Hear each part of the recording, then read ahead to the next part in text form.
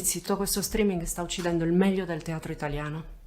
Non lasciate morire il teatro, ma se proprio dovete, rivolgetevi a una grande agenzia. Agenzia Funebre Garau. E il tuo funerale sarà uno spettacolo. Buttalo dentro. Just kidding.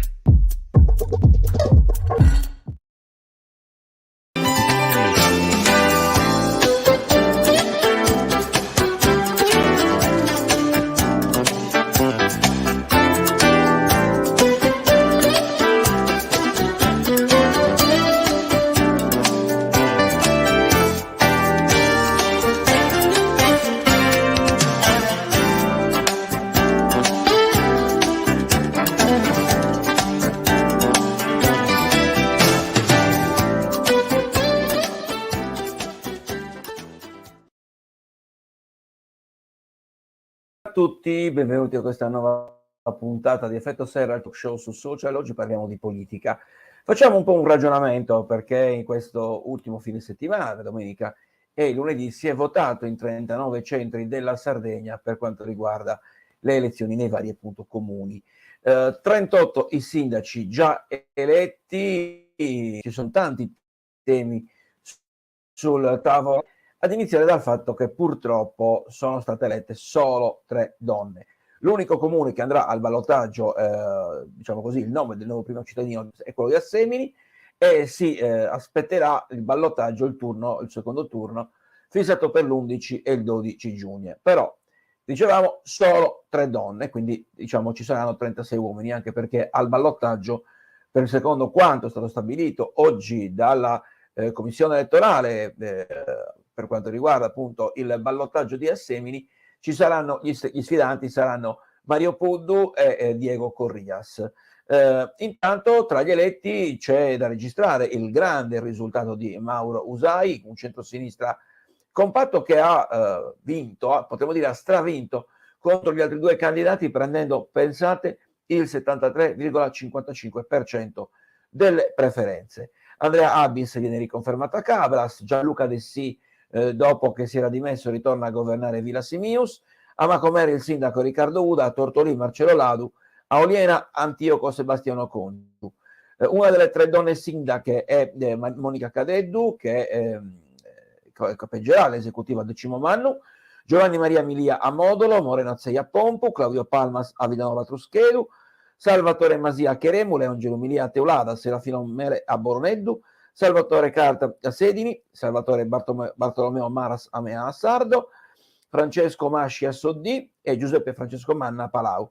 Ad Onori Maurizio Meloni, a Famiglia Maggiore Paolo Sanna, a Gesturi Emilio Serra, a Senor B Alessandro Piredo riconfermato, a Ales riconfermato Francesco Mereo, poi Villa Speciosa Gianluca Melis, a Milis Monica Ortu, e 11 i primi cittadini che hanno festeggiato la vittoria alla chiusura dei seggi perché unici candidati e di fatto correvano solo contro il quorum, come è successo a Ierzu, Carlo Lai, a Francesco Sanna a Collina, San Nicola Cava a Furtei, Marco De Mura ad Agliento, Fabio Moi a Seui, Luigi Pinna a Chiaramonti, Franco Solinas a Galtellì, Ignazio Porcu a Ergoli, Gian Giuseppe Vargiu a Narbolia, Sandro Marchi a Villaverde, Gianmarco Azzei a Simala.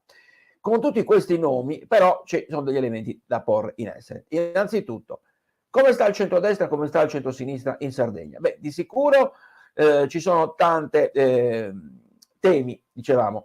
Riguarda innanzitutto la parte del campo largo, quindi fra 5 Stelle e PD, diciamo. Una lezione importante che il partito di Giuseppe Conte deve fare propria è che al momento il campo largo non garantisce la spinta sperata. Perché? Perché il Movimento 5 Stelle al momento sembra non facciano la differenza in Sardegna e la conferma si è avuta sia a Iglesias e sia alla Semini, che Semini va al ballottaggio ma indietro rispetto al candidato Mario Puddu, ex Movimento 5 Stelle.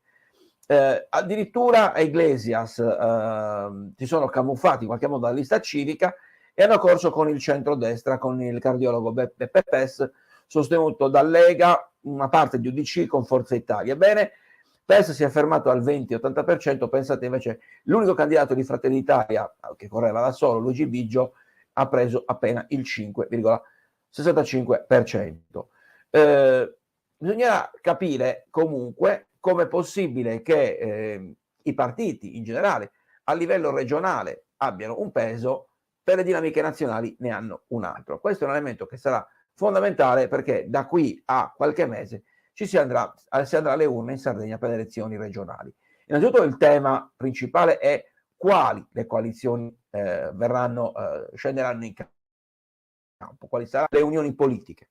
E il secondo tema è chi rappresenterà, chi saranno i candidati presidenti, perché se è vero che a livello comunale anche i partiti tradizionali non hanno sfondato, quindi al di là del Movimento 5 Stelle potremmo dire il PD, potremmo dire anche Forza Italia, la Lega ad esempio ad Assemini non è andata veramente bene, uso un eufemismo, mentre invece ad esempio il vento di destra, quindi Fratelli d'Italia, ancora tiene sia per quanto riguarda le comunità locali con il simbolo, però con alcuni distinguo. L'esempio l'abbiamo fatto, è quello di Iglesias. Di certo le dinamiche all'interno dei piccoli centri, all'interno dei comuni, in qualche modo sfuggono alle logiche di partito, e non è un caso che le liste civiche dei sindaci, anche quelle di Assemini, quelle di Mario Puddu e quella di Mauro Sai, sono stati le prime liste a essere di più votate rispetto anche ai singoli partiti.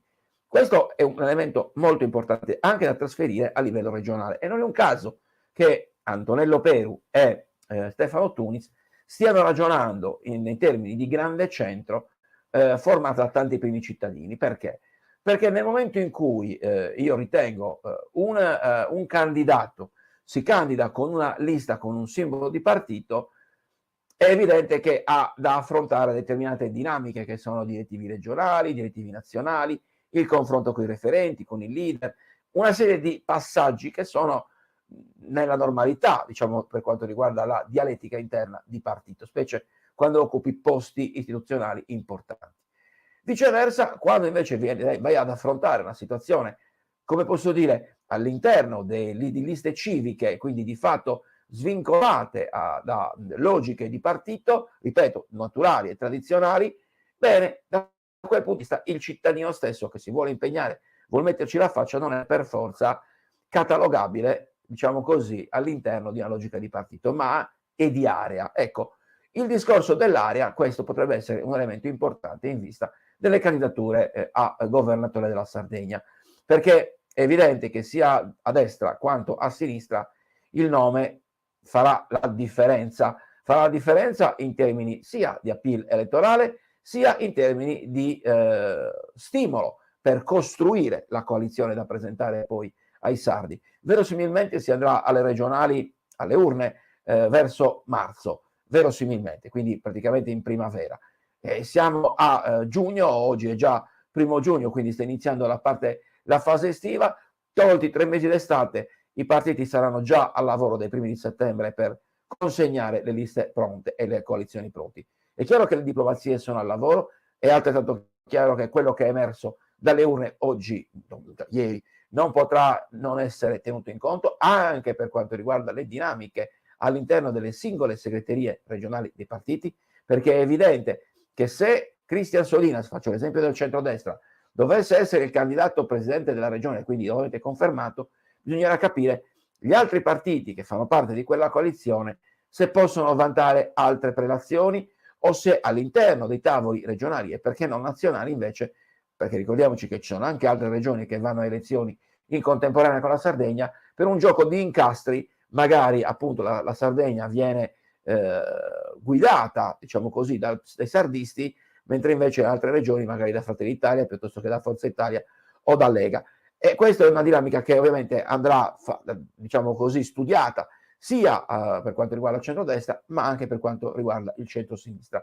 Va da sé che però non possiamo, e la storia ce l'ha insegnato, pensare che ci sia ancora il bipolarismo effettivo. L'esperienza 5 Stelle a suo tempo ha insegnato che ci può esistere lo spazio per un cosiddetto terzo polo. Bisognerà capire quanto appeal avrà, perché ovviamente tutto dipende dai nomi che vengono messi in campo. Un altro elemento importante su cui tutte le parti politiche, tutto l'arco costituzionale, da destra a sinistra, passando anche per i movimenti civici, non potranno non tenere conto è il largo astensionismo. Siamo arrivati ai minimi storici, neanche il 50% degli aventi diritto al voto è andato alle urne nello scorso fine settimana. Credo che continuando così, purtroppo la disaffezione del popolo sarà ancora maggiore. Non so se sia un bene o un male, di sicuro è un male per la democrazia, è un male perché è un diritto che i nostri nonni hanno conquistato, è un dovere civico e le vere rivoluzioni, si dicevano, si costruiscono andando in cabina elettorale.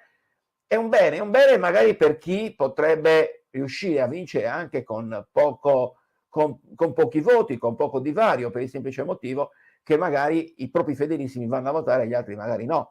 Ecco, certo è che ad oggi la gente si è stufata della politica, di sentire la politica così distante dal quotidiano. Ecco, credo che tutti gli attori principali di chi decide nei processi decisionali, quindi sia le candidature, le composizioni delle coalizioni, i candidati presidenti, tutto quanto l'organizzazione poi che porterà alle elezioni e poi chi siederà in consiglio regionale, dovrà tenere conto del fatto che la gente si sente distante dai palazzi dove si decide, che ha bisogno di risposte concrete e possibilmente in tempi certi, in tempi utili, e questo non potrà non essere tenuto in conto, soprattutto nel momento in cui chi chiederà il voto, e noi ci aspettiamo tante persone che si candideranno in questa campagna elettorale, e dicevo, non potranno tenere conto del fatto che comunque la gente vuole delle risposte. Per anni abbiamo ascoltato promesse, per anni abbiamo ascoltato impegni disattesi, qualcuno promesse mantenute in parte, qualcun'altra proprio completamente disattesa. Ecco, la gente non ha più voglia di scommettere, di fidarsi, secondo me. Credo che abbia necessità di vedere prima degli aspetti concreti e poi iniziare ad avvicinarsi.